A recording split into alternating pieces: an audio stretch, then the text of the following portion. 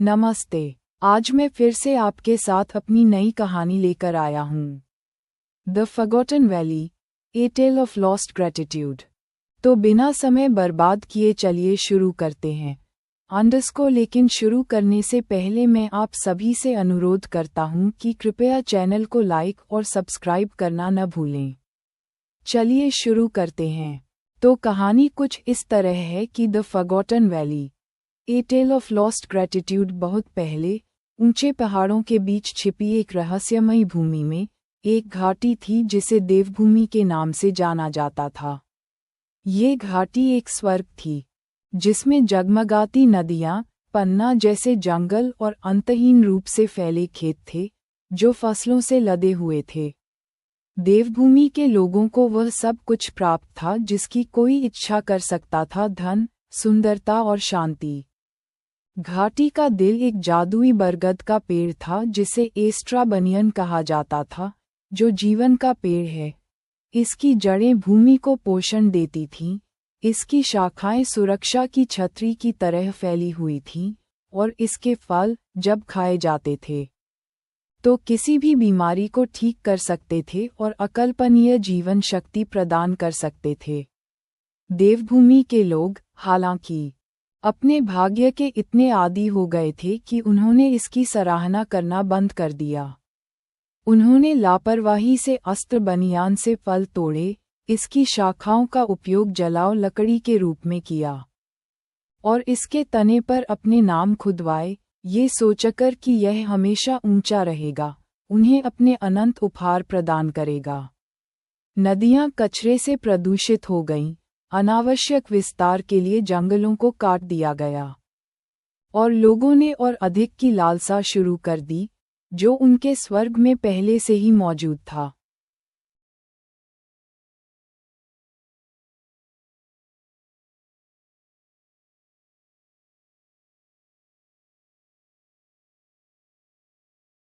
घाटी के बीचों बीच अनुसूया नाम की एक बूढ़ी महिला रहती थी, जो जीवन के वृक्ष की रखवाली करती थी। वह एक शांत आत्मा थी, हमेशा पेड़ की देखभाल करती, उसके लिए गीत गाती और उसे नुकसान से बचाती थी। अनुसूया ने लोगों को चेतावनी दी, अस्त्र बनियान को हल्के में मत लो। ये पेड़ हम सभी का भरण पोषण करता है। अगर तुम इसे नुकसान पहुंचाओगे तो देवभूमि अपना आशीर्वाद खो देगी। लेकिन उसकी बातों को नज़रअंदाज कर दिया गया, उसे एक बूढ़ी महिला की बकवास समझकर खारिज कर दिया गया। एक दुर्भाग्यपूर्ण रात, महत्वाकांक्षी ग्रामीणों के एक समूह ने अस्त्र बनियान को काटने का फैसला किया। उनका मानना था कि इसके तने में एक खजाना छिपा है, सोना और जवाहरात जो उन्हें राजाओं से भी अमीर बना देंगे। कुल्हाड़ियों से लैस होकर वे चुपके से पेड़ के पास पहुंचे और उसकी विशाल जड़ों पर वार किया। जैसे ही पहला वार हुआ, पूरी घाटी कांप उठी। नदियां गंदी हो गईं, फसलें सूख गईं और देवभूमि में ठंडी हवा बहने लगी। अस्त्र बनियान ने कराहते हुए कहा, और उसकी शक्तिशाली शाखाएं मुरझाने लगीं। उसके पन्ने जैसे पत्ते जमीन पर गिरकर धूल में मिल गए। अनुसूया दौड़कर पेड़ के पास गई, उसके चेहरे पर आंसू बह रहे थे। तुम मूर्ख हो, वह चिल्लाई।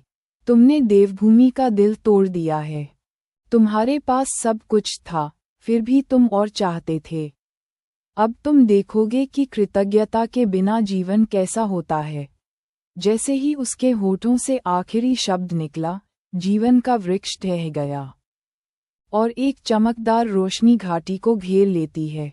जब रोशनी फीकी पड़ गई तो देवभूमि पहचान में नहीं आ रही थी। उपजाऊ खेत बंजर भूमि में बदल गए, नदियां सूख गईं और कभी जीवंत जंगल बेजान ठूंठ बन गए। देवभूमि के लोग, जो गर्व और समृद्ध थे, अब निराशा में खड़े थे।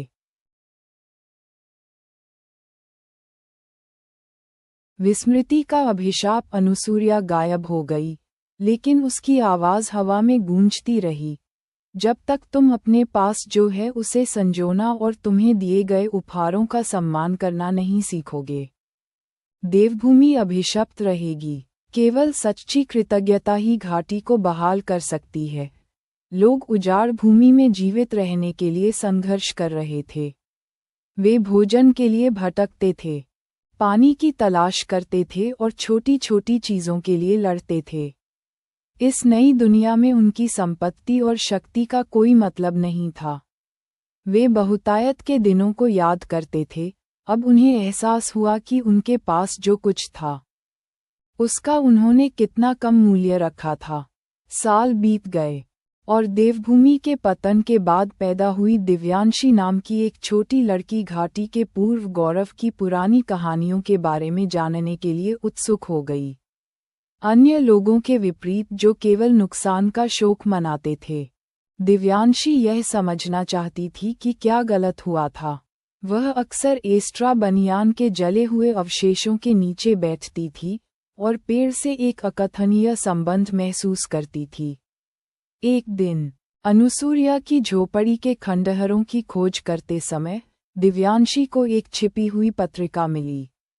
इसमें अनुसूया ने लिखा था, कृतज्ञता वह बीज है जिससे जीवन पनपता है।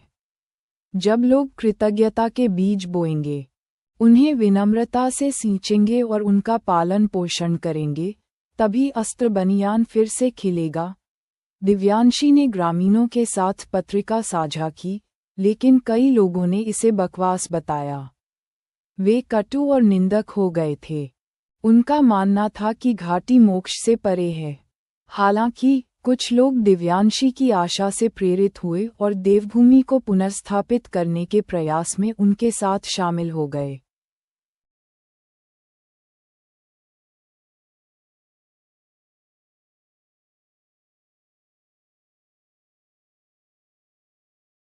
दिव्यांशी और उसके साथियों ने सूखी हुई नदियों को साफ करना, नए पेड़ लगाना और बंजर खेतों में खेती करना शुरू किया। ये बहुत ही कठिन काम था और प्रगति धीमी थी, लेकिन वे डटे रहे।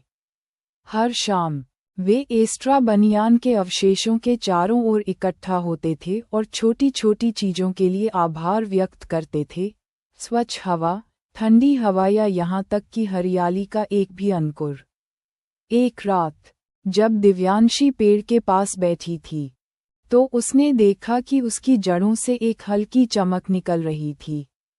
उसने दूसरों को बुलाया और साथ में उन्हें एहसास हुआ कि उनके आभार के कार्य जीवन के पेड़ को जगाने लगे थे। प्रोत्साहित होकर उन्होंने अपने प्रयासों को दोगुना कर दिया। सालों बाद पेड़ के गिरने की सालगिरह पर दिव्यांशी और गांव के लोग एस्ट्रा बनियान के चारों ओर इकट्ठा हुए। उन्होंने हाथ पकड़े, अपनी आंखें बंद कीं और अपना दिल से आभार व्यक्त किया, न केवल बहाल घाटी के लिए, बल्कि उन्होंने जो सबक सीखा था उसके लिए भी। अचानक उनके नीचे की जमीन धीरे से हिली और पेड़ की जड़ों से एक शानदार रोशनी फूट पड़ी। एस्ट्रा बनियान बढ़ने लगा, इसका तना आसमान की ओर बढ़ रहा था। इसकी शाखाएं फैली हुई थीं और इसके पत्ते पहले से कहीं ज्यादा चमक रहे थे। घाटी सुनहरी रोशनी में नहा उठी और देवभूमि अपने पुराने गौरव को फिर से पा गई। अनुसूया की आवाज एक बार फिर गूंजी, इस बार गर्मजोशी के साथ, आपने सबसे बड़ी सीख सीखी है कि हमें जो आशीर्वाद दिया जाता है, उसे हमें संजोकर रखना चाहिए और उसका सम्मान करना चाहिए। देवभूमि हमेशा फलती फूलती रहे, आपकी कृतज्ञता से पोषित हो। उस दिन से देवभूमि के लोग कृतज्ञता के महत्व को कभी नहीं भूले। एस्ट्रा बनियान उनकी यात्रा की याद दिलाता रहा। इसके फलों को संजोया गया और इसकी उपस्थिति का सम्मान किया गया। घाटी न केवल धन में बल्कि आत्मा में भी समृद्ध हुई, ये साबित करते हुए कि सच्ची समृद्धि हमारे पास पहले से मौजूद चीज़ों की सराहना करने से आती है।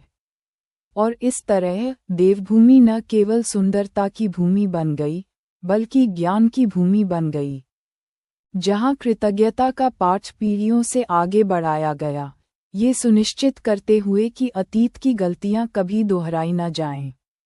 दिव्यांशी और उसके समूह से मिलने वाली उम्मीद से प्रेरित होकर, जो ग्रामीण कभी उनका मजाक उड़ाते थे, वे भी उनके साथ जुड़ने लगे।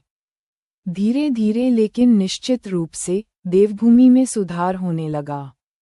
नदियां फिर से बहने लगीं, खेत हरे हो गए और जंगल उगने लगे। अंत तक हमारे साथ बने रहने के लिए धन्यवाद। ईश्वर आप सभी का भला करे। और एक और अनुरोध है कि कृपया सदस्यता लें। इससे हमें कड़ी मेहनत करने के लिए बहुत ऊर्जा मिलती है। आपका दिन सुखद और अच्छा हो। अलविदा।